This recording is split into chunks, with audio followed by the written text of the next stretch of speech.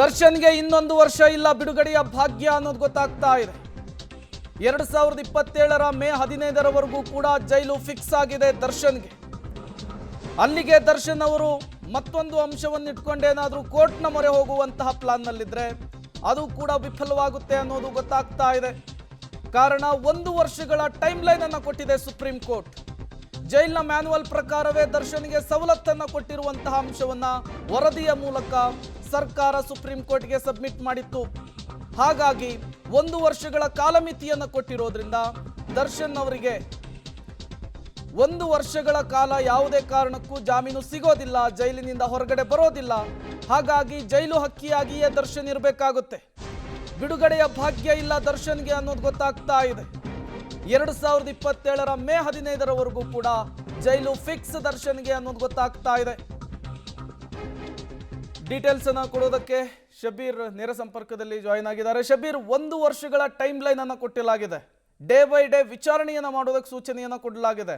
ಅಂದ್ರೆ ಅಲ್ಲಿಯವರೆಗೂ ಕೂಡ ದರ್ಶನ್ ಜೈಲು ಹಕ್ಕಿಯಾಗಿಯೇ ಇರಬೇಕು ಅಂತನ, ಮತ್ತೆ ಅವರಿಗೆ ಜಾಮೀನನ್ನ ಬೇರೆ ಅಂಶಗಳನ್ನ ಇಟ್ಕೊಂಡು ಸಲ್ಲಿಸೋದಕ್ಕೆ ಅವಕಾಶ ಇರಲ್ವಾ, ಹೇಗೆ ಅಂತ ಹೇಳಿ ಶಬೀರ್?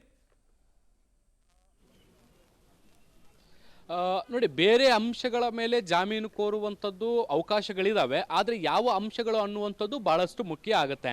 ನೋಡಿ, ಈ ಹಿಂದೆ ನಟ ದರ್ಶನ್ ತಮ್ಮ ಆರೋಗ್ಯದ ವಿಚಾರವನ್ನು ಇಟ್ಕೊಂಡು ಜಾಮೀನು ಕೋರಿ ಅರ್ಜಿಯನ್ನು ಸಲ್ಲಿಸಿದ್ರು. ಹೈಕೋರ್ಟ್ ಜಾಮೀನು ಕೊಟ್ಟಿತ್ತು, ಸುಪ್ರೀಂ ಕೋರ್ಟ್ ಅದನ್ನು ರದ್ದು ಮಾಡಿತ್ತು.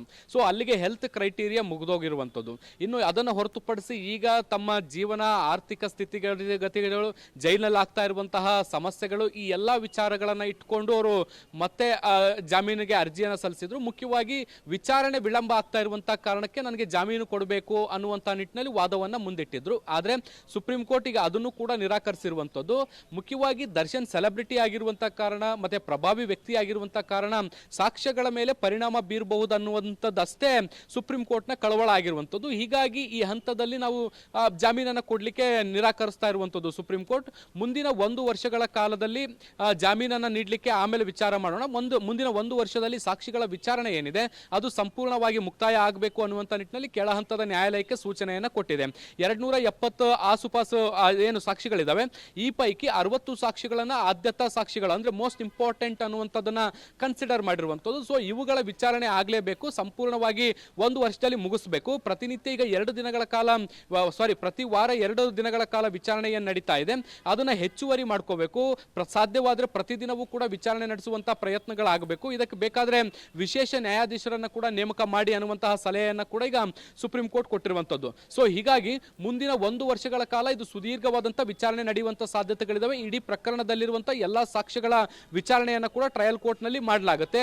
ಅಲ್ಲಿವರೆಗೂ ಕೂಡ ಬಹಳ ಸ್ಪಷ್ಟವಾಗಿ ಸುಪ್ರೀಂ ಕೋರ್ಟ್ ಜಾಮೀನು ಕೊಡ್ಲಿಕ್ಕೆ ಆಗಲ್ಲ ಅನ್ನುವಂಥದ್ದನ್ನ ಸ್ಪಷ್ಟಪಡಿಸಿರುವಂತದ್ದು. ಸೊ ಹೀಗಾಗಿ ಮುಂದೆ ಯಾವುದೇ ಹೊಸ ಆಪ್ಷನ್ಸ್ ಅನ್ನ ಇಟ್ಕೊಂಡು ಅಥವಾ ಬೇರೆ ಯಾವುದಾದ್ರೂ ರೀಸನ್ಸ್ ಇಟ್ಕೊಂಡು ಜಾಮೀನು ಅರ್ಜಿ ಸಲ್ಲಿಸಲಿಕ್ಕೇನೋ ಅವಕಾಶಗಳಿದಾವೆ. ಆದ್ರೆ ಪದೇ ಪದೇ ಅರ್ಜಿಗಳನ್ನ ಸಲ್ಲಿಸ್ತಾ ಇದ್ರೆ ಕೋರ್ಟ್ ಇದೇ ರೀತಿಯಾಗಿ ವಜಾ ಮಾಡ್ತಾನೆ ಹೋಗುತ್ತೆ. ಯಾಕೆಂದ್ರೆ ಈ ಒಂದು ಕೇಸ್ ಬಹಳಷ್ಟು ಸ್ಟ್ರಾಂಗ್ ಆಗಿರುವಂತ ಕಾರಣ ಮತ್ತೆ ಸಮಾಜದಲ್ಲಿ ಬಹಳ ದೊಡ್ಡ ವ್ಯಕ್ತಿಯಾಗಿರುವಂತ ಕಾರಣ ದರ್ಶನ್, ಇದು ಸಾಕ್ಷಿಗಳ ಮೇಲೆ ಪರಿಣಾಮ ಆಗ್ಬೋದು ಅಥವಾ ಕೇಸ್ನ ಮೇಲೆ ಇಂಪ್ಯಾಕ್ಟ್ ಆಗ್ಬೋದು ಅನ್ನುವಂಥದ್ದಷ್ಟೇ ಸುಪ್ರೀಂ ಕೋರ್ಟ್ನ ಕಾಳಜಿ ಆಗಿರುವಂಥದ್ದು. ಸೊ ಅದು ಆಗದಂತೆ ತಡಿಲಿಕ್ಕೋಸ್ಕರ ಸಾಧ್ಯವಾದಷ್ಟು ಈ ವಿಚಾರಣೆ ಅಂತ್ಯ ಆಗೋವರೆಗೂ ಕೂಡ ದರ್ಶನ್ ಅವರನ್ನ ಜೈಲಿನಲ್ಲಿ ಇಡುವಂತ ಪ್ರಯತ್ನವನ್ನೇ ಕೋರ್ಟ್ ಮಾಡ್ತಾ ಇರುವಂಥದ್ದು.